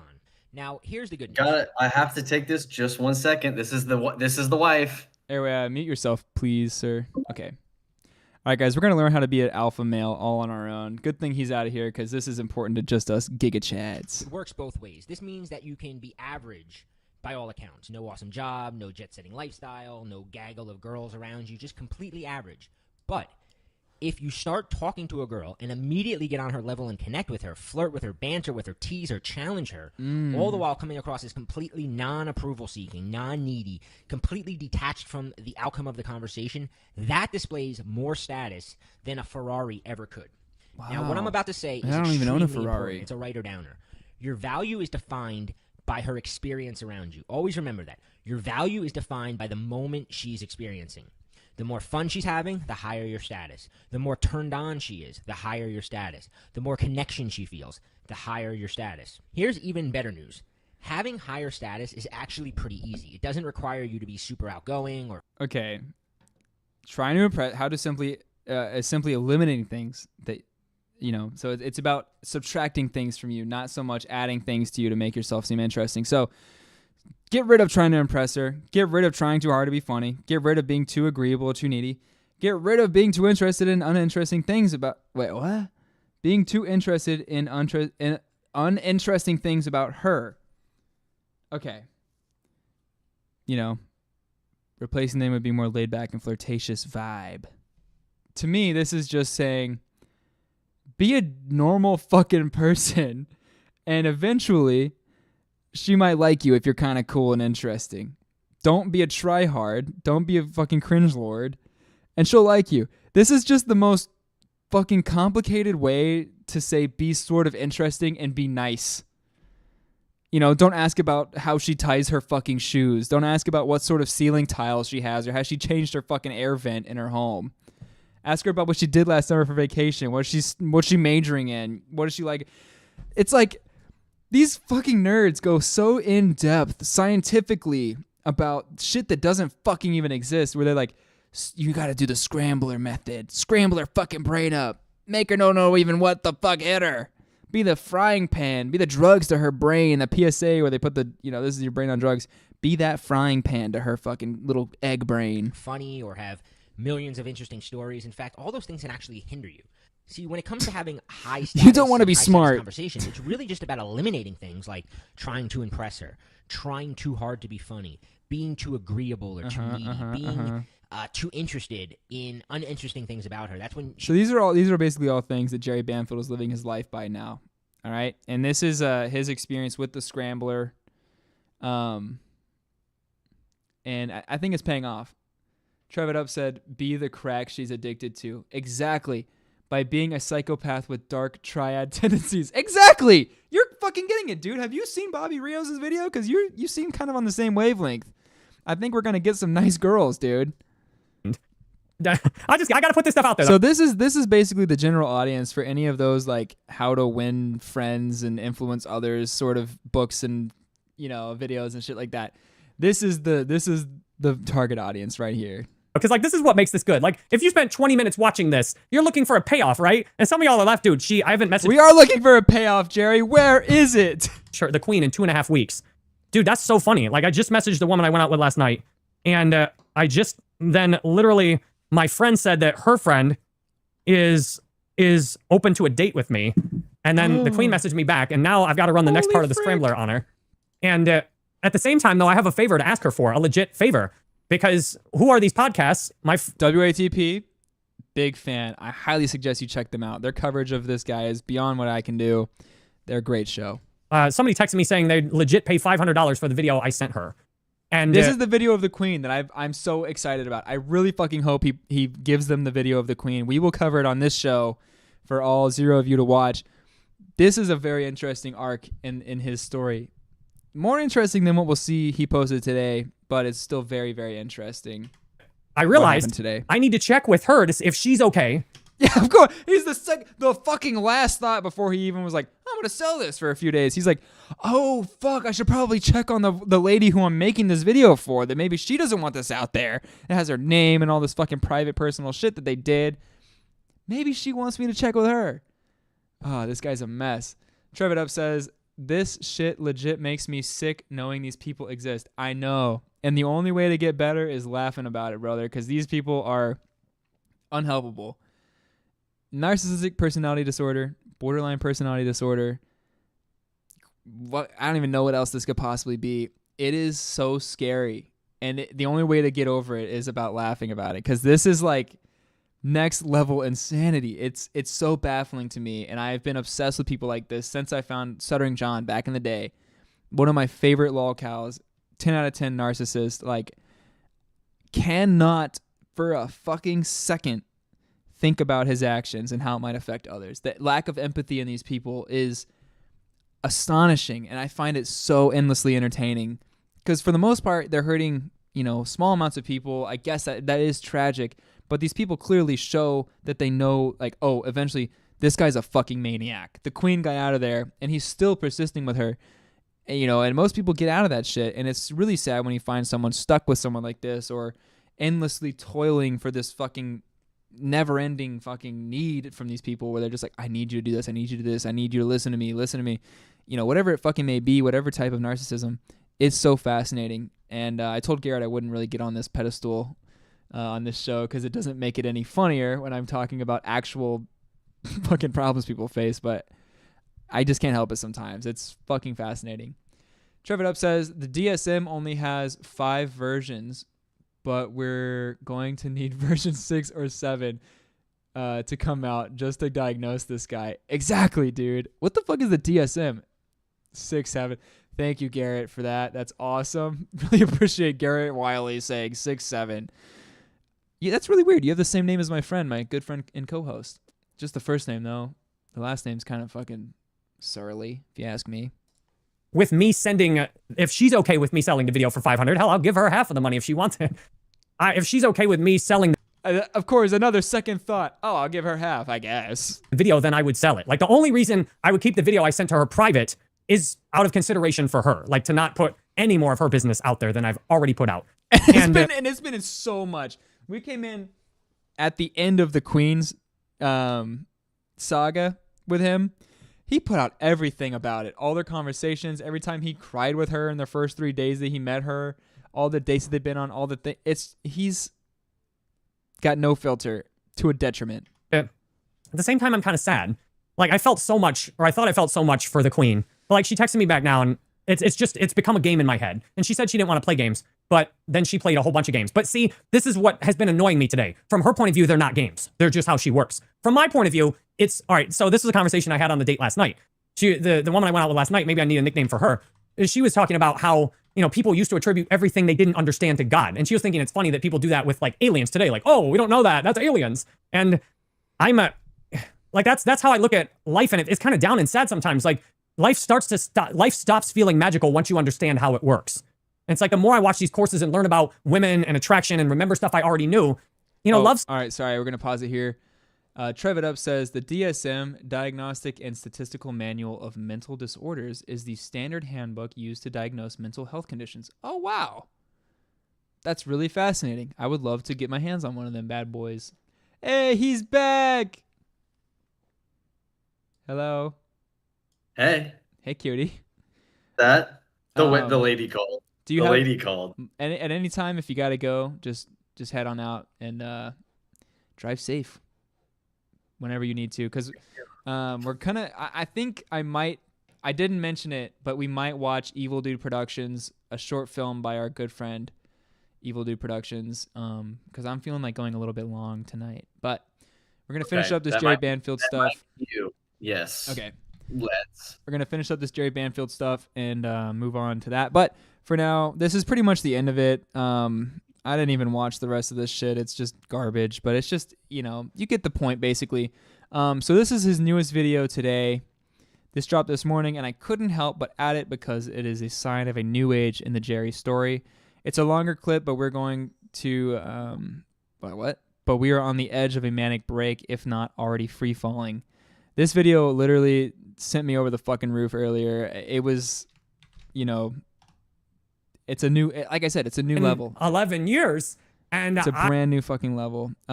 It's okay. We're going to watch about 5 minutes straight. The first 5 minutes of this video is absolutely bonkers and I cannot wait. This is his newest thing. He just posted this morning, 12 hours ago, Jerry Banfield.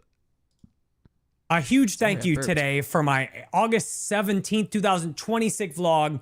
Thank you for helping me make this. You were talking to Trevor about the, in chat, you were mentioning the DSM, new version 6 or 7. We're going to need about 15,000 professors on this fucking book because this right here, what we're going to see is another fucking level of disconnection from reality. I've already mentioned he talked about living several lives in different planets and stuff, and he mentions it in this video. I believe he mentions in this video about different lives on different planets and stuff like that.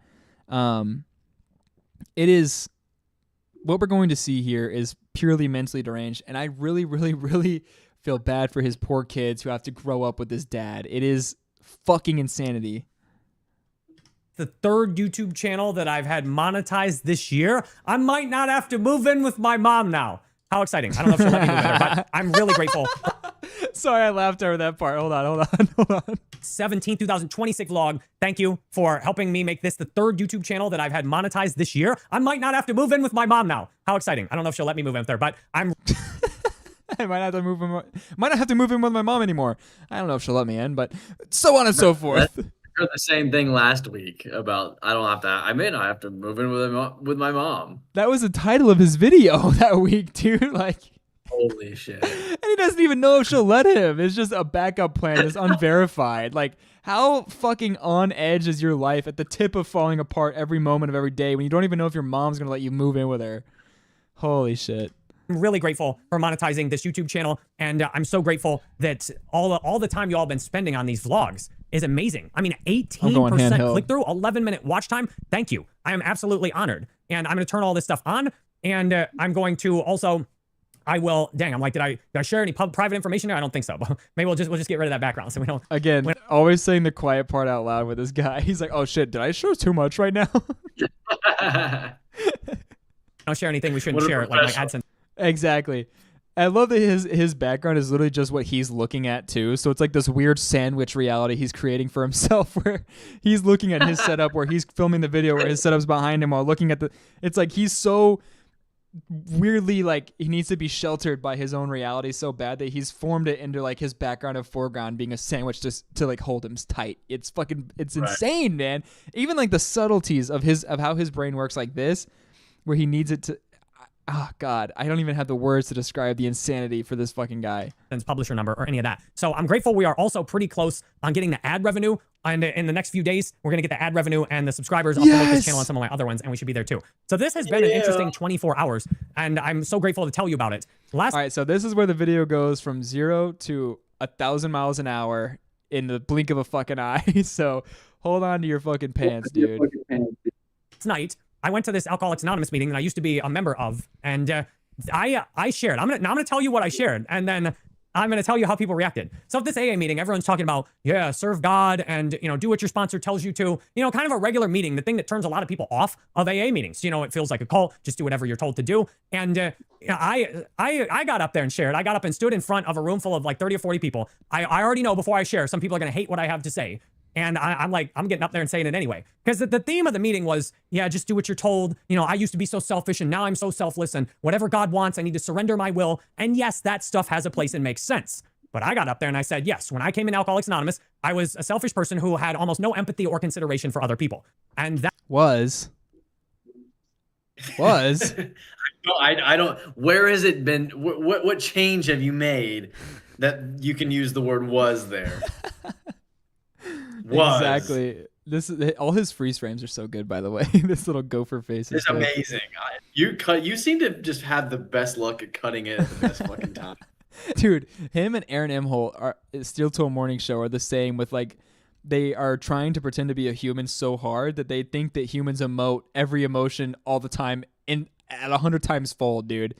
It's like a skinwalker in a human suit trying to pretend to blend in. It's bizarre. So, okay, this is what he said to a room full of 30 to 40 people in his AA meeting. And you know, just think about yourself in the position where this guy walks up with the shirt with his own name on it and says this to you. That certainly needed to change. But I went too far. Don't go too far, Tony. I'm not Mel, you are.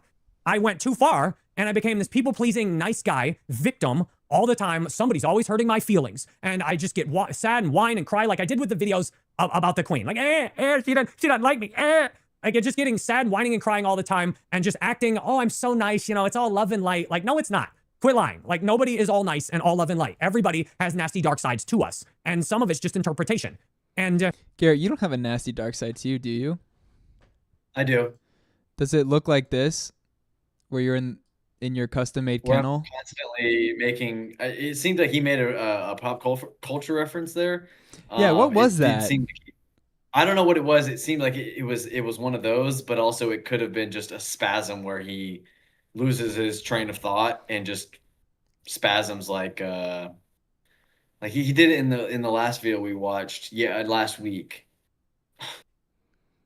He just goes on like some fucking wild tangent. What did he do last week?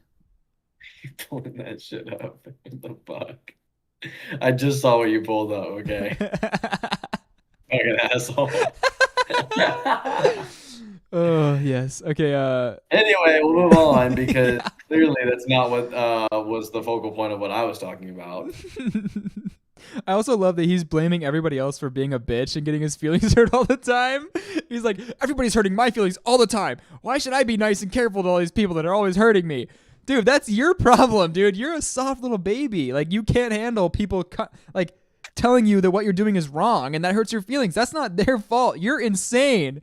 You are an insane person. You're the asshole. People are trying to help you. Exactly. Like, fuck, man. Oh, okay. All right. Again, you're in AA, and he's still talking in front of all of you. Oh, sorry.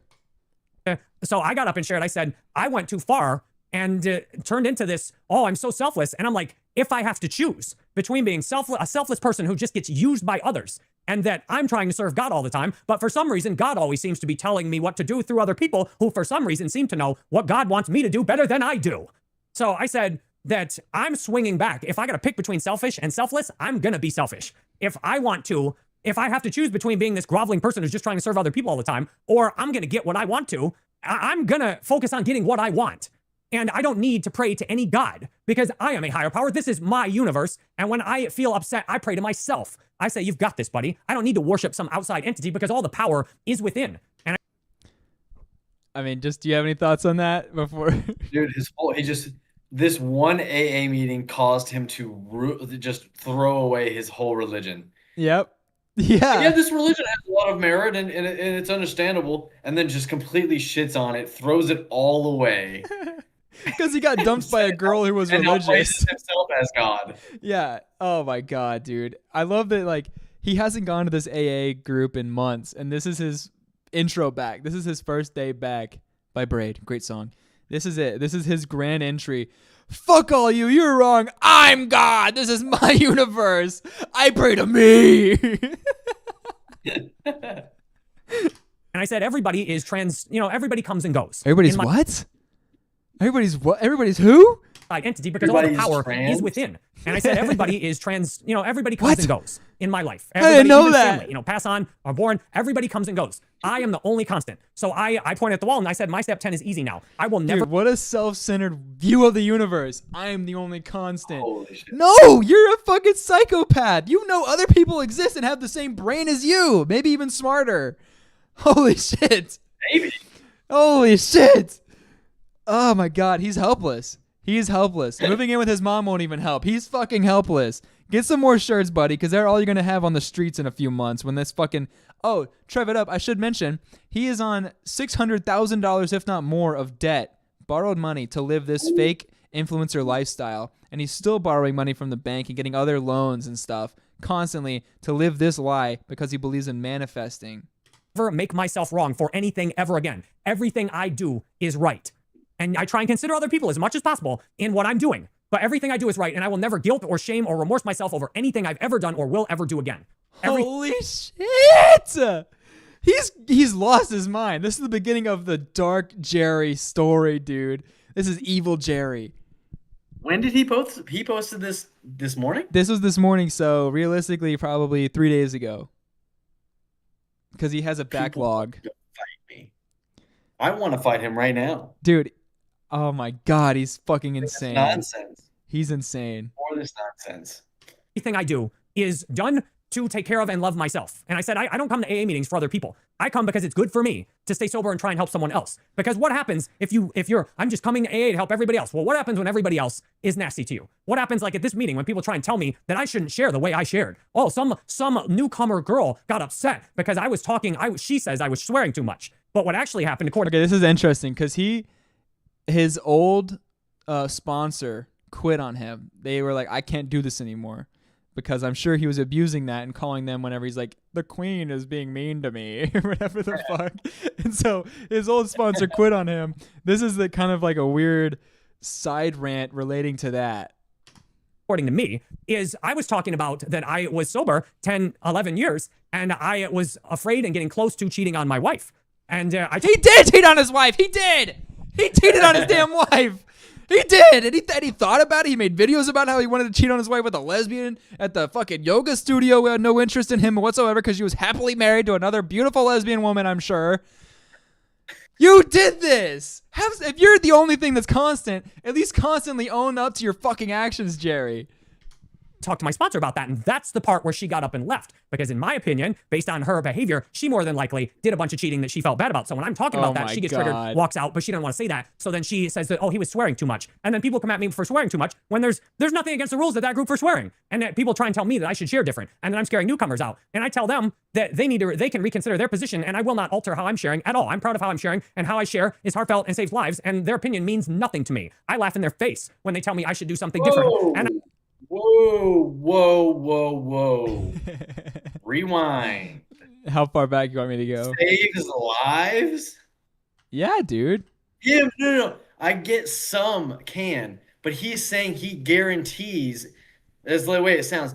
He guarantees that his testimony saves lives. Yep, of course. He puts himself in this high ass pedestal. The goal is to save their lives and their social lives and their personal lives.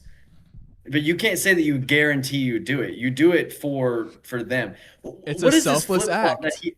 what is this flip-flop? He says he's going to serve himself, and now he's going to serve others. He's got to make up his fucking mind. He's gonna serve others by serving himself. Duh, because that's No fucking everyone. way. Everyone knows that's possible. nothing He's against the such a rules of that group. tool. He's a fucking tool, man. And I love that he's like, earlier he was talking about my authentic self as loving and fun and carefree and yada yada. This is Jerry. That was all an act. This is the real Jerry. I am God. You're all here because of my fucking manifestations, and I should never limit myself because this is about me. Holy shit. Holy shit. All right, it's going to come to an end here, I believe, unless it's just still insane. We'll keep writing, but yeah. For swearing. And that people try and I tell also me. love the projection that, like, he has had issues cheating for a long time, opens up about cheating. The woman says, he's swearing too much for me, apparently. And he's like, well, I think it's because she had her own feelings about cheating and she couldn't handle it. Fuck her. That's the truth. Her lie is about the swearing. Instead of just taking someone for their word, he has to create this whole other narrative where it's clear projection about his own inadequacies and feelings of cheating. Oh my God. It's lunacy. It's fucking lunacy. Painful. It's what? It's painful. It is. It's so painful. It hurts my brain. Like, dealing with someone like this will drive you up a fucking wall. It'll make you just as crazy because you have to bend to their insane reality and point of view that doesn't make any sense. There's no basis in reality for this guy. He's on another planet and has claimed to have been on other planets. Me that I should share different, and that I'm scaring newcomers out. And I tell them that they can reconsider their position, and I will not alter how I'm sharing at all. I'm proud of how I'm sharing, and how I share is heartfelt and saves lives, and their opinion means nothing. Yeah, right there. He has saved lives for sure. To me. I laugh in their face when they tell me I should do something different. And I share up in the front of the meeting last night, I said, I will never bow down and do what anybody tells me ever again. Because a lot of the people in this meeting are like, my sponsor said that I shouldn't get in a relationship for a year. So I didn't like it, but I did it anyway. And sure, that advice has some merit. But my sponsor fired me, and I will not get a sponsor who thinks they're there to tell me what to do. That's what they're there for. They tell you what to do. That's exactly. They're supposed to be that authority over you. Oh my God, he's too narcissistic for this. He's critically misunderstood the entire point of AA to a fault where he doesn't get it at all. There's not a part of AA that he understands. Dude, I'm pissed off now. That's so fucking aggravating. I have that kind of mindset about something. I fucking know, dude. He's helpless. Totally hopeless. If he goes back into alcoholism, this is the reason. It is because of his mindset. Yeah, 100%. Fuck. I hope he doesn't. Fuck. I hope he stays sober. Whatever this God power he needs in his life, convincing himself he's above everybody. If that keeps him sober, okay, sure, good for you. Don't make it other people's fucking problem. Don't go to AA and be like, I have it all right. I'm the king of my fucking sobriety jungle, and I'm here to tell you that I am awesome and better than all of you. It's like, okay, then why'd you come here? Why are you here? Go home and jerk off and fucking sit around your house and be God all day. We don't need to hear it. Fuck. Full hail to the king. I am the king. This is my reality. As evidence, everything I see around me right now is something I decided to bring into my reality. I bought this computer. I bought all this stuff. My appearance is based on how I take care of myself. Hail to the king. I am the king of my reality, and I accept no other ruler over me. And I said in this meeting, I'm like, oh my God. Dude. I don't want to listen to this fucking freak anymore. He's lost it. I'm so in. This I'm was invested. today too. Yeah. I was working while he was ranting these nonsensical words. Well, realistically, this was about 3 days ago. So we were. Oh, okay. I was screenshotting the picture of you in the kennel whenever he was making this video. And shit, man. Fuck the kennel. Fuck all of that. This is more important. He is God. He is God. That kennel exists because he brought it into our reality. Thanks, Jerry. Thanks, Jerry. All right, let's see if there's anything interesting. I haven't really watched past this, but I will never. You are never going to tell me something to do. At least that I'm going to comply with voluntarily. This is me at like 13. The first time I got in real big trouble. You're not gonna tell me what to fucking do. I'm the king of my own jungle, man. This is my fucking bedroom. I'll do whatever I want in here. Shut up, mom. Just because I'm living with you doesn't mean you're my fucking mom again. If you can use coercion, somehow I will also use any means necessary to resist that and to do what I want to. And I will not have any sponsor ever tell me what I'm gonna do. Or even like the sponsor who told me I should stop seeing that woman I had a crush on at yoga 3 years ago. I don't agree with that now. I should have kept seeing her. And if we happen to cheat, I should have dealt with that instead of hurting her feelings and making myself feel bad and not going to yoga anymore out of fear. I should have just kept seeing her. I wish I had. I wish I hadn't listened to my sponsor whose advice sounded perfectly reasonable. And so I get up. That's the woman at yoga that he made a whole video about how he was lusting after her whenever he was married. Yeah. Yeah, so he's like, fuck that. I should have just kept going. She wasn't interested. She was nice to you and talked to you, and he took that as a sign of she wants to fuck, she wants to get married, she wants to leave her lesbian lover and go with me instead. Dude, she's a lesbian. She doesn't like you. I'm sorry. There's never a chance. No, zero. No matter how long you fucking sunk your time down into getting this lesbian lover, it will not work. She's a lesbian, and you are a fucking creep. Holy shit. Up there and shared that, all of that stuff. And lots of people laughed. But I sat down and I could feel there were some people that were... The people laughed at him, dude. That's a fucking... Again, the quiet part out loud. Lots of people laughed. Lots Holy of people shit. laughed at me. I need to find the clip because it was in the other video where he said something like, I will do whatever it takes to win an argument. I will call you names. I will like make things up. I will lie. I will do whatever it takes to win an argument. And that was what he was saying about like 3 or 4 days ago in that other video. So Damn. yeah, it's all downhill for the Jerster right here, the Jer Bear. very angry with what I said. And a guy, it's funny because the lead said something about sniper sharing. And then I shared to give people knowledge that Alcoholics Anonymous is not just about putting your head down and doing what you're told. And to me, in some ways, it's like tricking vulnerable people into surrendering their will to someone else. Like, oh, here, God created this problem for you, alcoholism. And then here's the solution, which God also happens to have. And then these other people are going to tell you what God wants for you. Like, what? I love Alcoholics Anonymous. And I am not going to... Stop that at I love alcohol. And I agree with him. Yeah.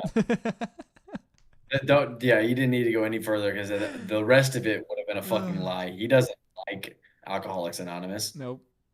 I just He likes the way Alcoholics Anonymous makes him feel about himself.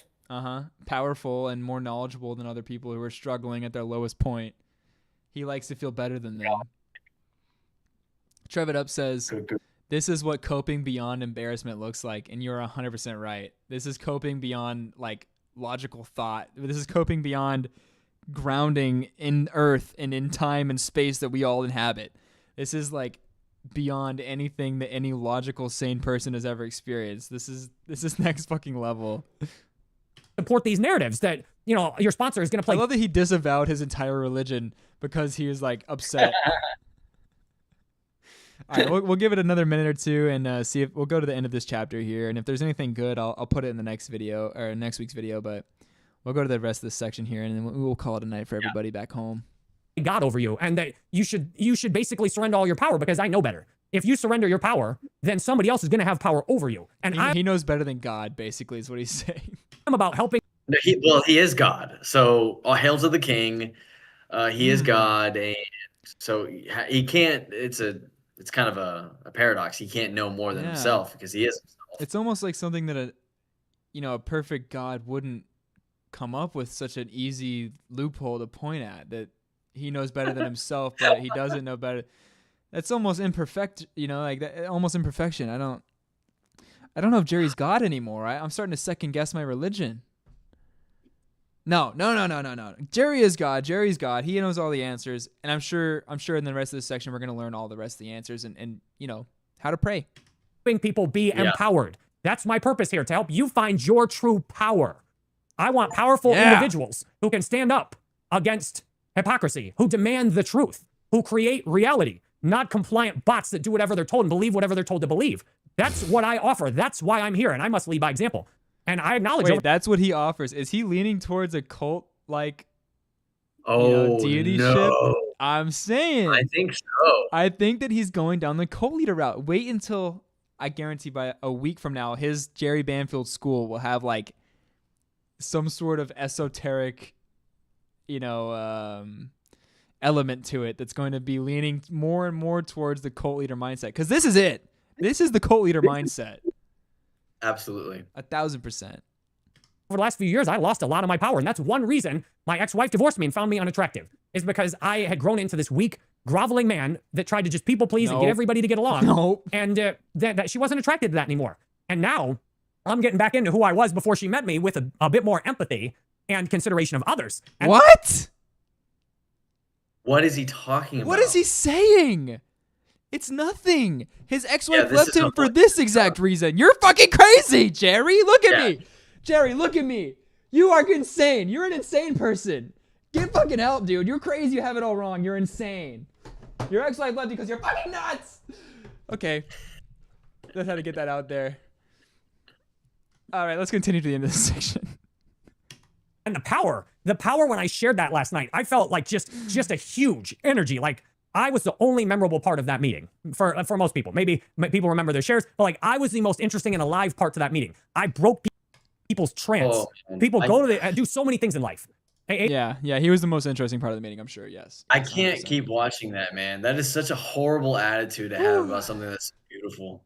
Yeah. And he just thinks that he's the only interesting part about their lives. He's the only thing that brings energy and life into their lives. Dude, he's so fucking boring and crazy and just No, he's far from boring. He's a lunatic. He is far from boring. He is very far from boring. He is on another level of... Okay, there's monster truck rallies, and then a little bit further down that line of excitement, there's Jerry Banfield, dude. He is far from fucking boring.